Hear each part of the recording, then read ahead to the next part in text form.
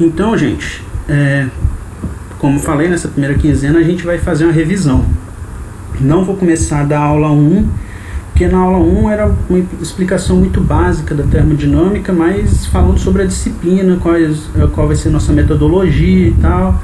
Na aula 2 são conceitos básicos mesmo, que eu vou conseguir revisar hoje aqui, durante essa aula, no meio dessa própria apresentação de slides. Beleza? Então a gente já vai começar fazendo uma revisão de primeira lei da termodinâmica, ok? Então, gente, olha só, vamos ver o seguinte: a gente já conhece duas parcelas da energia que o nosso corpo vai ter. No caso, a gente já conhece tanto a energia cinética quanto a energia potencial.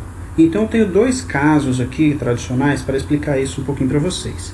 Aquele primeiro caso tradicional da pedra, né? Um corpo livre que inicialmente está numa altura determinada e está em repouso.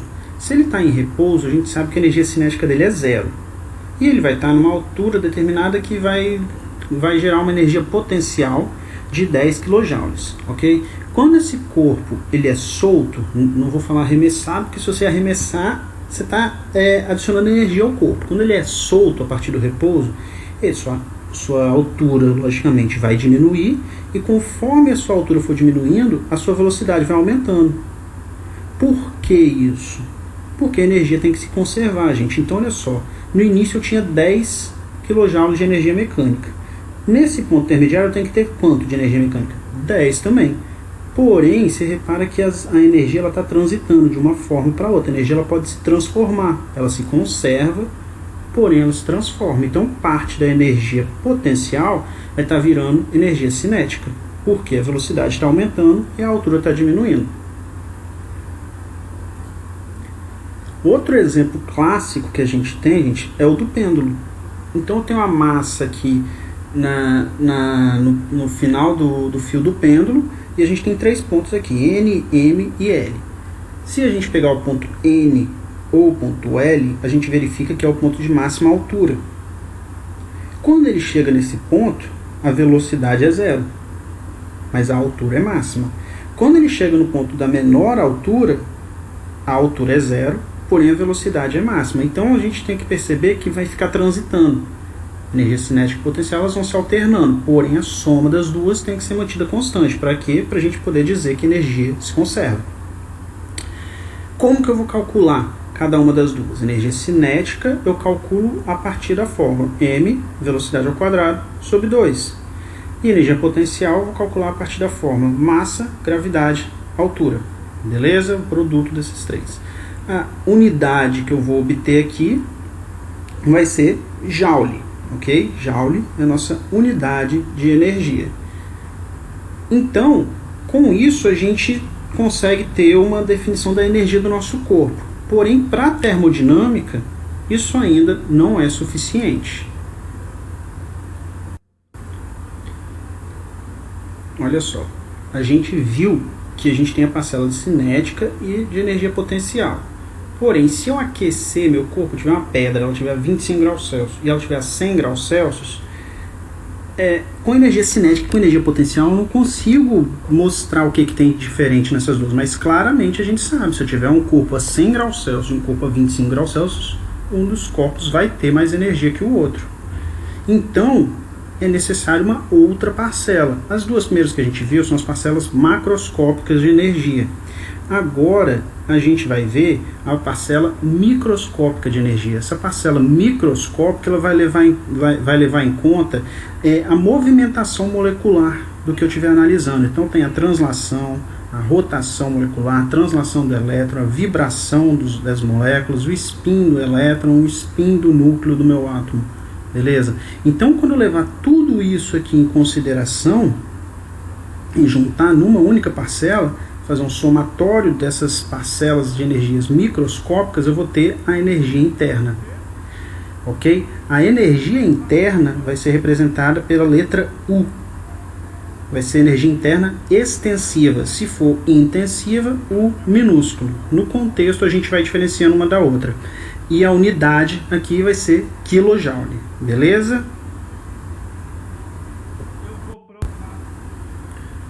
Vamos lá, a gente já conhece as formas de energia, então a gente já conhece energia cinética, energia potencial e energia interna, que é o que vai ser utilizado para a gente descrever a matéria. Agora a gente precisa saber como que eu vou transferir essa energia.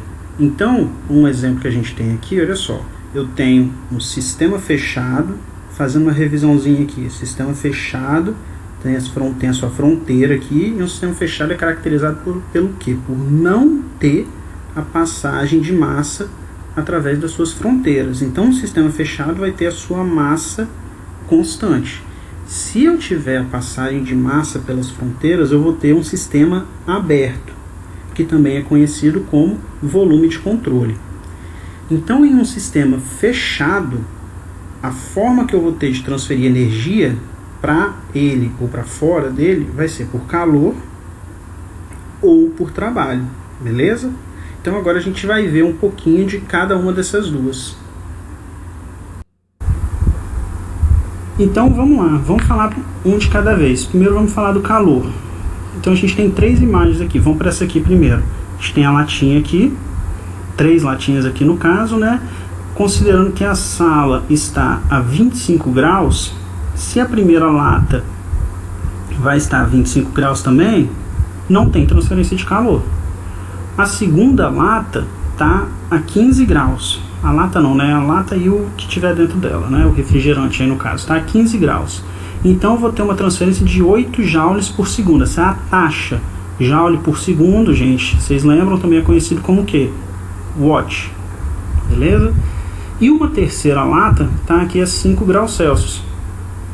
Aqui eu vou ter uma taxa de transferência de calor de 16 watts. O que a gente percebe aqui nessa figura? Primeiro, para ter transferência de calor tem que ter gradiente de temperatura. Como 25 aqui é igual ao 25 da sala, não tem. E quanto maior for esse gradiente de temperatura, 15 e 5 aqui, maior vai ser a taxa com que eu vou transferir calor. No caso, 8, 16 watts aqui para cada um dos casos, beleza? Então isso é a primeira coisa que a gente tem que saber. Para ter transferência de calor, tem que ter gradiente de temperatura, e quanto maior for esse gradiente, maior vai ser a taxa de transferência de calor. Beleza? Isso aqui vai acontecer até que aconteça o quê? Até que atinja o equilíbrio térmico com a ar da sala e que não tenha mais transferência.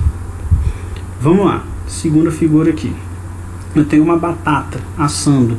Se eu traçar minha fronteira aqui nos limites da batata, essa batata, na hora que eu botar no ar externo que está mais frio, ela vai fazer o que? Ela vai transferir calor para fora do sistema.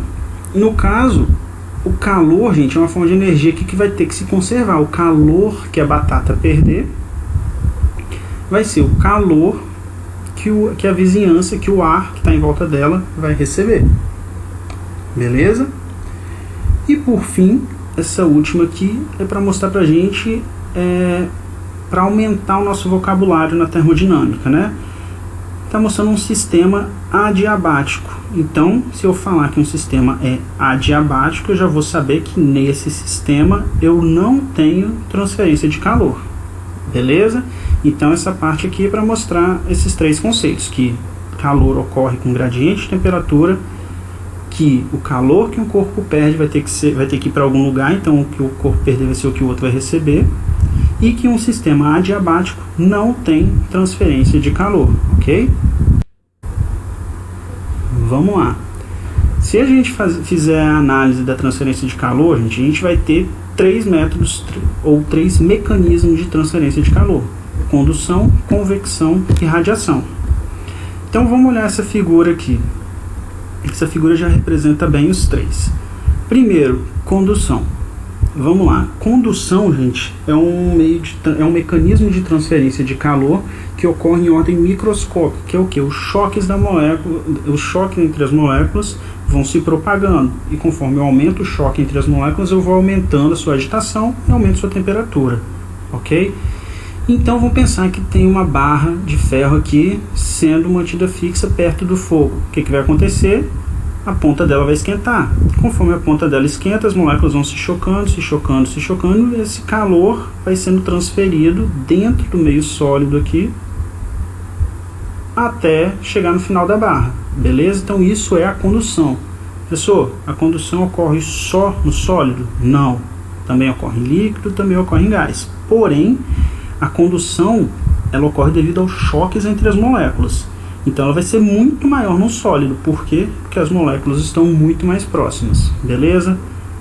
Vamos lá. Segundo método que a gente tem vai ser a convecção. Então o que está acontecendo? O camarada está com a mão aqui em cima e como isso aqui, o fogo, no caso é quente, ele vai esquentar o ar. E ainda por cima eu vou liberar aqui gases de combustão quentes. Então eu vou ter essas duas coisas. O ar quente ele é menos denso, então ele sobe. E os gases de combustão também quentes sobem. Então a mão do camarada vai estar aqui em cima. Então esses gases quentes então vão passar aqui pela mão da pessoa e vão esquentá-la. Beleza? Então a convecção, gente, ela é um método de transferência de calor que ocorre devido ao escoamento de algum fluido. Então eu vou ter um líquido ou um gás se movimentando e conforme ele se movimente, ele vai transferindo calor junto com ele. Beleza? E por fim, a gente tem a radiação. Repara que na convecção o camarada está com a mão aqui na reta onde os gases estão passando. Então tem matéria passando para cá. Na radiação a mão está numa posição onde não está vindo nenhum gás para cá. A radiação, gente, então ela é o único meio de transferência de calor que a gente tem que não precisa de um meio para propagar. Ou seja, ele pode se propagar no vácuo, por exemplo. Então, felizmente, né? Porque a gente tem vida na Terra por causa disso. Porque o Sol consegue transferir calor para a Terra. E entre o Sol e a Terra tem o que? Vácuo. Então esse calor chega aqui por radiação. Beleza? Então ele está botando aqui, mas professor, entre o fogo e a mão do cara tem vácuo? Não. Simplesmente não está tendo um escoamento de ar quente até a mão da pessoa. Ok? Então a radiação, gente, ela é emitida por todos os corpos que têm temperatura acima de zero. Então, um cubo de gelo não emite radiação? Emite. Estou falando acima de 0 Kelvin. Zero absoluto. Beleza? Então, tudo emite radiação. Até a mão do cara que também vai emitir. Mas se a gente fizer um balanço final do fogo da mão do cara, ele vai receber mais calor do que ele vai ceder calor. Ok? Então, a gente tem esses três métodos. Aqui embaixo, a gente tem as formas de calcular cada um deles. Então, lei de Fourier, a gente calcula o calor cedido por condução. Esse menuzinho aqui, o que eu falei com vocês na aula já, que é por quê? Porque essa transferência de calor ocorre no sentido decrescente da temperatura, da maior temperatura para menor. Beleza?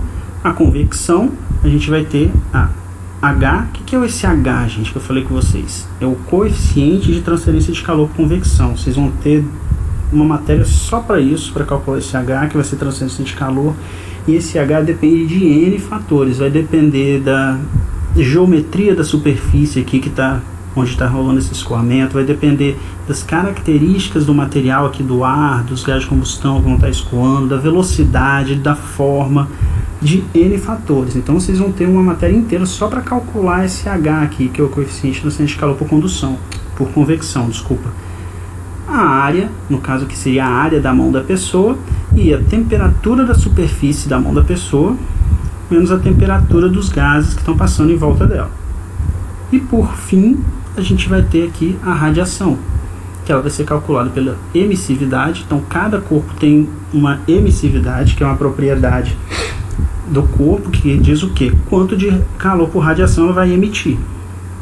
Vai ter a constante de Stefan Boltzmann aqui e as temperaturas. Repara que a temperatura ela é elevada à quarta. Então qualquer diferença na temperatura que a gente tenha já é bem significativa, ok? Então, por isso que, por exemplo, se eu tenho fogo a 100 graus em uma superfície a 50, eleva esses dois à quarta, aí você vai ver que a diferença de emissão por radiação é muito grande, ok?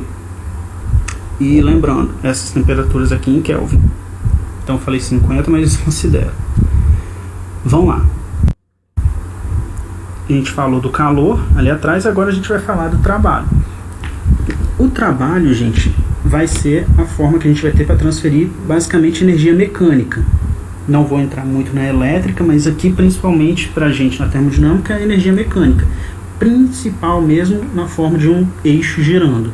Beleza? Um trabalho de eixo. A definição, gente, de ensino médio que a gente tinha era o quê? Trabalho é igual a força vezes deslocamento.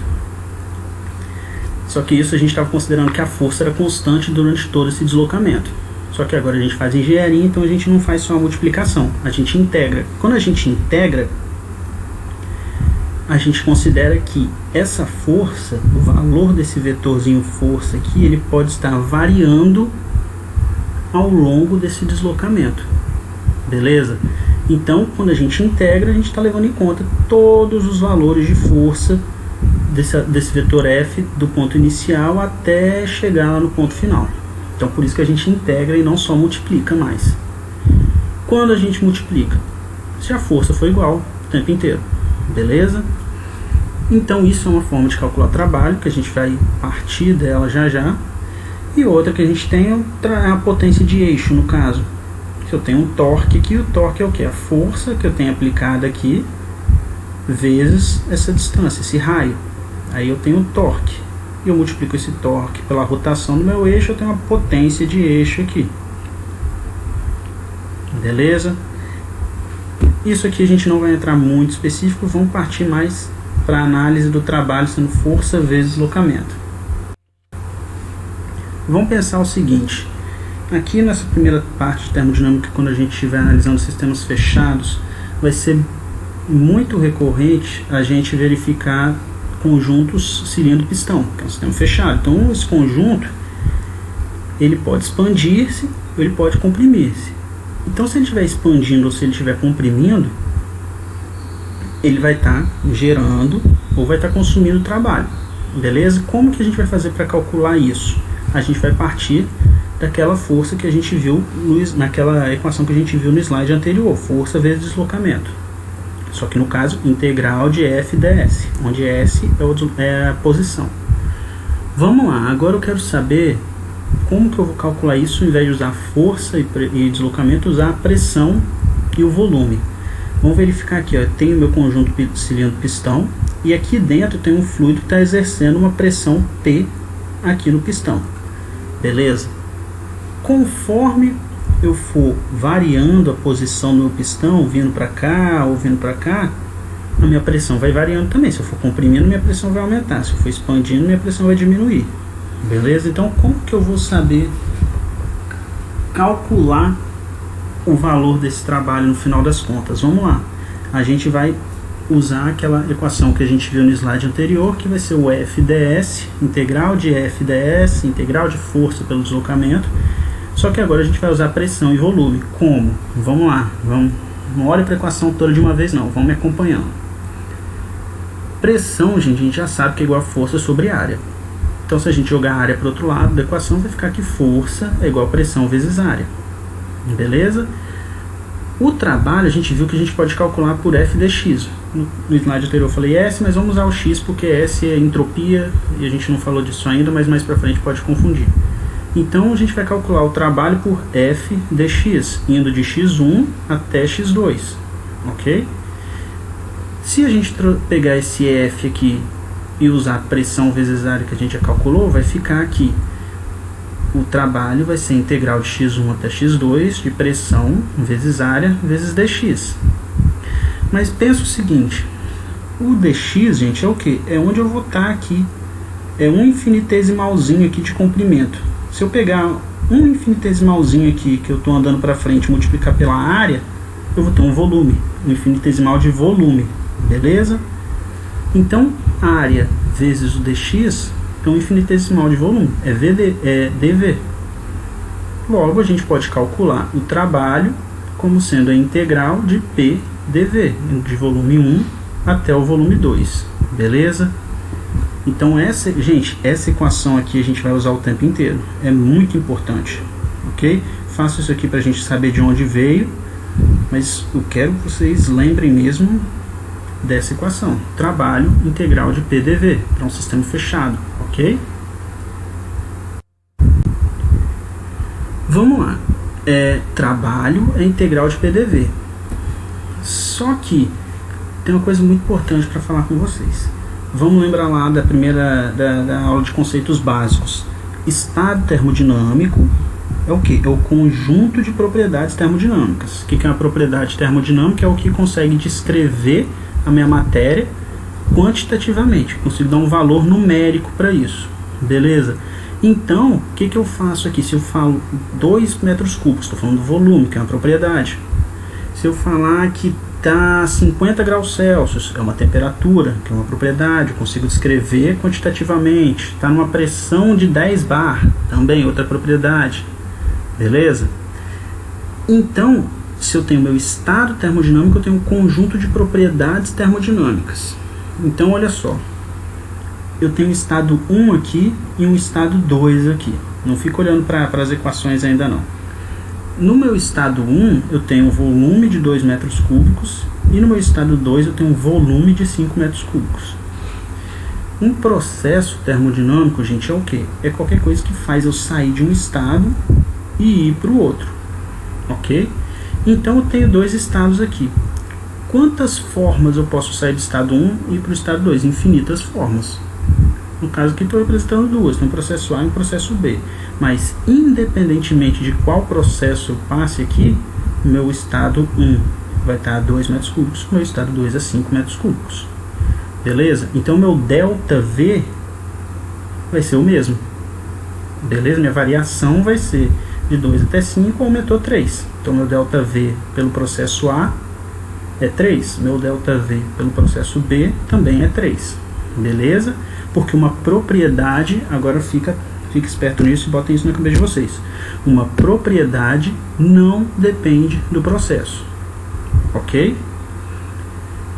Agora, se vocês olharem aqui, vão lembrar que trabalho é integral de PDV. Então, se ele é integral de PDV, eu tenho um gráfico PV. Se eu calcular a área aqui embaixo da curva, eu tenho trabalho. Se vocês olharem, processo A tem uma área embaixo da curva. Processo B tem uma área maior embaixo da curva. Então, o trabalho pela rota do processo A tem um valor. E o trabalho pela rota do processo B tem um valor maior, porque essa área é maior. Beleza? Então, trabalho não é propriedade. Por quê? Porque propriedade independe do processo. Trabalho não. Trabalho é um processo termodinâmico. Beleza? Então, se eu perguntar para vocês, trabalho é uma propriedade intensiva ou extensiva? Resposta, nenhum dos dois. Volume é uma propriedade intensiva ou extensiva? Volume é uma propriedade extensiva. Pressão, intensiva. Trabalho, nenhum. Calor, também não. Ok? Então vamos olhar aqui agora essas equações. Se eu fizer uma integral de estado 1 até o estado 2 de dV, vai ser o quê? Eu já vou ter integral disso aqui, ser V2 menos V1. Então eu uso dV. No caso, essa setinha tinha que estar aqui, ó, que é um diferencial exato. Ok? Agora, se eu pegar estado 1 e estado 2, qual que é o dW? É trabalho 2 menos trabalho 1? Não, isso não existe. Não faz sentido algum. A gente acabou de ver aqui. O trabalho depende do processo. Então, eu vou usar um diferencial inexato. Um del. Ok? Então, para o trabalho, eu preciso saber as características do meu processo. O processo A ou o meu processo B. Beleza? Vamos lá. Então, o meu trabalho de 1 para 2 vai ser o quê? Trabalho de 1 para 2. Não tem um valor aqui, trabalho 2 menos trabalho 1. Isso não faz sentido. E o calor? Mesmíssima coisa. Ok? Vamos lá. Então, gente, olha só. Esse slide, vamos olhar uma de cada vez aqui. Eu quero mostrar o que para vocês? Que a gente tem algumas formas de falar do calor e de falar do trabalho. Vamos pensar o seguinte, meu sistema está aqui. Meu sistema tem uma massa de 2 kg, beleza? E esse meu sistema recebeu 30 kJ de calor. Se ele recebeu 30 kJ de calor, calor Q é igual a 30 kJ. Quer dizer que entraram 30 kJ de calor aqui. Porém, olha só, esse processo aconteceu em 5 segundos. Então, a taxa com que eu adicionei calor aqui vai ser 30 dividido por 5 kJ por segundo. KJ por segundo é kilowatt. Então, se eu botar o pontinho aqui em cima do Q, eu vou estar representando uma taxa. Ok? E se eu pegar e dividir esse calor que eu estou adicionando aqui pela massa do meu sistema, eu vou ter uma adição aqui de 15 kJ por quilograma. de calor. Então esse aqui vai ser meu calor por unidade de massa. Eu poderia falar calor específico, mas isso vai gerar uma confusão. Então eu vou só falar que é o nosso calor intensivo. Beleza? Então quero que você repare aqui como eu vou escrever. Se eu não botar o pontinho em cima, quer dizer que eu estou falando quanto que foi o total que eu adicionei, quilojoule. Se eu botar o pontinho em cima, estou falando da taxa. Quer dizer que cada segundo eu vou estar adicionando 6 kW. E se eu botar um Qzinho minúsculo, quer dizer que a cada quilograma desse sistema recebeu 15 kJ. Ok?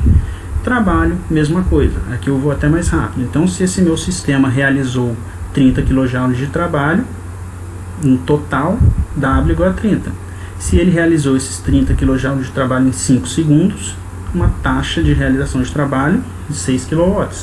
E se esse sistema tem 2 kg e realizou 30 kJ de trabalho específico que é de 15 kJ por quilograma. Beleza? W maiúsculo, W com pontinho, W minúsculo. Beleza? Vamos lá. Então, olha só. A gente tem agora a nossa convenção de sinais para calor e trabalho. Se eu tiver meu sistema aqui bem delimitado e o calor estiver entrando no meu sistema, esse calor vai ser positivo. Se o calor estiver saindo do meu sistema, o calor vai ser negativo. Ok? Ao contrário, o trabalho, quando ele é consumido pelo meu sistema, ele é negativo. E quando eu estou gerando trabalho no meu sistema, isso é positivo. Ok? Gente, eu não tenho como enfatizar o quão importante isso é. Beleza? Isso tem que ser muito automático para vocês. Aqueceu, calor positivo. Resfriou, calor negativo. Gerou trabalho, trabalho positivo. Consumiu trabalho, trabalho negativo. Beleza? Isso tem que ser automático. Então, gente, eu falei com vocês anteriormente, para a gente conseguir calcular o trabalho, a gente tem aquela integral de PDV, né? Só que então a gente precisa de ter alguma forma de relacionar a pressão com o volume, alguma equação que deixe explícito como que a pressão vai variar em função do volume. Para isso, gente, num caso a gente tem os processos politrópicos. Os processos politrópicos, eles vão ser aqueles que vão respeitar a equação pressão vezes o volume elevado ao N. N é uma constante do processo politrópico. Isso aqui vai ter que ser igual a um valor constante. Ou seja, se eu tiver um processo com 1, 2, 3, N estados, sempre que eu fizer isso aqui, pressão 1, volume 1 elevado a N, vai ter que ser igual a pressão 2, volume 2 elevado a N, pressão 3, volume 3 elevado a N, e assim vai. Beleza? Se eu pegar um exemplo aqui então, olha só, eu tenho aqui inicialmente o volume de 0,1 metro cúbico, e esse processo vai, o meu conjunto cilindro-pistão aqui, ele vai se expandir até chegar a 0,2 metros cúbicos. Como eu falei antes, no estado termodinâmico as propriedades são fixas, não me interessa o percurso. Então, no estado 1, o meu volume é de 0,1, e no meu estado 2, o meu volume é de 0,2. Meu ΔV aqui é fixo. Porém, dependendo do meu processo termodinâmico, dependendo da minha trajetória, eu vou ter um trabalho diferente. A gente já viu, né, que a área embaixo da curva aqui do gráfico pressão-volume vai ser o trabalho. Então a gente vê que a gente tem 3 hipóteses aqui para calcular o trabalho. Beleza? Então, dependendo do valor do coeficiente N, a gente vai ter valor de um trabalho para cada um desses processos. 1 para 2A, 1 para 2B e 1 para 2C. Isso aqui, gente, foi um exercício que eu fiz em sala com vocês, mas eu vou deixar para vocês fazer novamente para a próxima aula, que a gente vai resolver exercícios e esse aqui vai ser um deles. Eu quero que vocês calculem qual é o trabalho para cada um desses processos. Quando o valor do coeficiente politrópico for 1,5, quando o valor for 1 e quando ele for 0. Beleza? Para a gente refazer para ir pegando o ritmo novamente, ok? Então, gente, vamos lá, para a gente fechando. A primeira lei da termodinâmica é uma lei que diz para a gente que a energia tem que se conservar, ok? A gente já tem um exemplo aqui, onde a gente já aplicava a primeira lei da termodinâmica sem nem saber. Só que a gente aplicava de uma forma limitada, a gente aplicava usando apenas energia cinética e energia potencial. Beleza? Agora a gente já sabe que tem uma terceira parcela de energia, que é a energia interna, e a gente sabe que isso tem que se conservar. Então esse mesmo raciocínio que a gente está fazendo aqui, a gente vai usar agora aplicando a energia interna e um outro conceito, que é o quê? Quais são as formas que a gente tem de colocar ou de tirar a energia do nosso sistema? Vai ser por calor ou trabalho. Já que no sistema fechado a gente pode transferir energia apenas por calor ou trabalho, então a variação da energia do meu sistema fechado vai ser a quantidade de energia que eu vou estar transferindo. Então a variação da energia, ΔE, ela vai ser composta dessas três parcelas: energia cinética, variação da energia cinética, variação da energia potencial e a variação da energia interna. Então a quantidade que a minha energia vai variar vai depender da energia que eu estiver transferindo. E eu tenho essas duas formas de transferir energia. Beleza? Se eu considerar que eu tenho um sistema onde a variação da energia cinética e variação da energia potencial são muito pequenos quando comparados à energia interna, a gente pode simplificar essa equação e a variação da energia interna vai ser igual ao calor adicionado menos o trabalho realizado, ok? Lembrando sempre da convenção de sinais aqui: calor que entra positivo, calor que sai negativo, trabalho que sai positivo, trabalho que entra negativo. Lembrando sempre dessa convenção ao ser aplicada na fórmula do balão de energia para a primeira lei da termodinâmica aplicada a sistemas fechados, ok? A gente vai pegar essa equação agora e vai só manipular um pouquinho para ver outras situações. Primeiro, a gente viu lá que a gente pode analisar isso na forma de taxa. Lembrando, lá do slide, uns slides para trás, é o que? Se eu adicionei 30 kJ de calor em 6 segundos, eu vou ter uma taxa. Eu vou ter a taxa de 6 kW de calor entrando. Eu gerei 30 kJ de trabalho em 10 segundos. Eu vou ter uma taxa de geração de trabalho de 3 kW. Beleza? Então eu vou ter aqui a taxa com que minha energia vai estar variando no tempo. Vai ser a taxa com que eu adiciono calor menos a taxa com que eu realizo o trabalho. Ok? E se eu fizer a seguinte consideração, que eu estou em regime permanente, se eu pegar a forma com que minha energia está variando no tempo, vai ser zero, não vai variar no tempo. Ah, Cadu, regime permanente se aplica apenas para energia? Não. Regime permanente se aplica a qualquer propriedade. Qualquer propriedade que eu estiver analisando, se eu estiver em um sistema em regime permanente, ela não vai variar no tempo. Então, se eu tiver a derivada de qualquer propriedade aqui no tempo, eu corto fora. É zero. Beleza? Então, para um sistema operando em regime permanente, o calor que ele receber ou ceder vai ser igual ao trabalho que ele gerar ou consumir. Beleza? Então, gente, o conteúdo mesmo da aula de hoje foi isso. Agora, depois dessa meia hora de conversa nossa, eu vou só passar umas perguntinhas mais conceituais para a gente discutir aqui e depois alguns exercícios para vocês fazerem em casa, aí na casa de vocês, para a gente resolver juntos na aula de quarta-feira, beleza? Então, rapidinho aqui. Um automóvel é acelerado do repouso a 85 km por hora em 10 segundos. A energia transferida para o automóvel seria diferente se ele fosse acelerado à mesma velocidade em 5 segundos, ou seja, se ele for de 0 a 85 em 10 segundos e se ele for de 0 a 85 km por hora em 5 segundos. A energia adicionada vai ser a mesma? Bom, vai. O que vai mudar é o tempo que essa energia vai estar sendo adicionada, ou seja, vai mudar a taxa de adição de energia.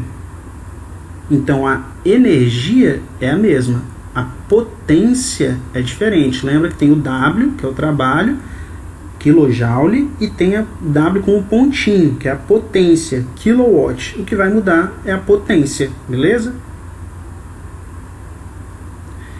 Na pergunta 2 para um ciclo, o trabalho líquido tem que ser necessariamente zero? Não tem. Vamos pensar que uma termoelétrica, por exemplo, funciona por um ciclo termodinâmico.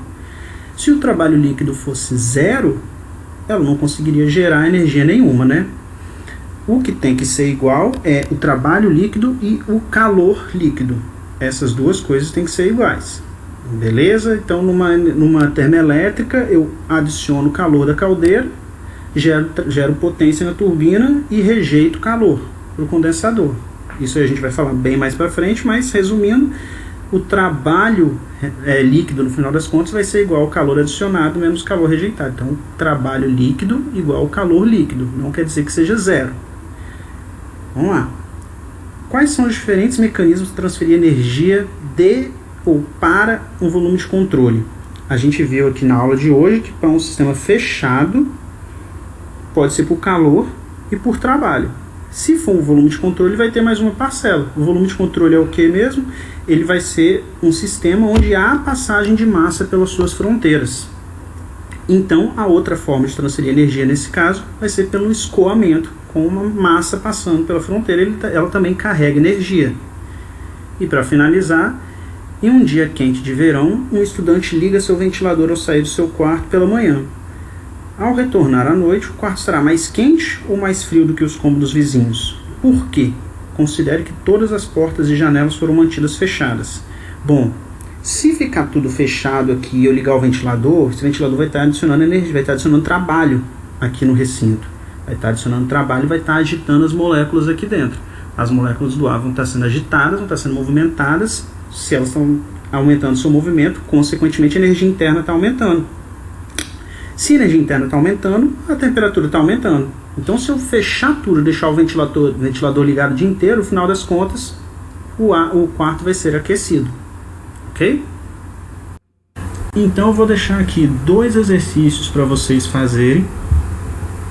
Beleza? Não vou entrar aqui em detalhes sobre eles. Esses slides vão ficar disponibilizados para vocês lá no Moodle. Na quinta que vem, a gente vai resolver aquele primeiro do exercício politrópico que a gente já fez em sala, mas vamos fazer de novo. E vamos resolver esses 2 aqui. Beleza? Esse é o primeiro. Vamos lá. O ar contido em um conjunto cilindro-pistão é comprimido lentamente. Como mostrado no gráfico abaixo, durante esse processo a pressão varia primeiro linearmente, então aqui de 1 até 2, linearmente com o volume, e depois permanece constante. Determine o trabalho total em quilojoules. Isso que eu vou querer que vocês façam, né? Pressão no eixo, volume no outro, né? Que é a área aqui embaixo. E depois a gente vai ter aqui um conjunto cilindro-pistão aqui com monóxido de carbono. Ele vai passar por 3 processos em série. O primeiro deles vai ser uma expansão isobárica, ou seja, pressão constante a 5 bar. Então, estado 1 e estado 2 está a 5 bar. Vai passar de V1 igual a 0,2 metros cúbicos até V2 igual a 1 metro cúbico. Tá certo? Depois, processo 2 para 3, que é um processo volume constante. Se ele é volume constante, ele é isocórico, de resfriamento, do estado 2 até o estado 3. Então, vai ser volume constante e o estado 3, a pressão vai ser igual a 1 bar. Finalmente, ele vai voltar ao estado inicial, vai ser compactado do estado 3 até o estado inicial, e com a relação de pressão é PV igual a constante. Então, isso aqui é um processo politrópico, onde N vale quanto? 1. Ok? Então, eu vou querer que vocês esbocem isso num diagrama PV e avaliem o trabalho para cada um dos 3 processos.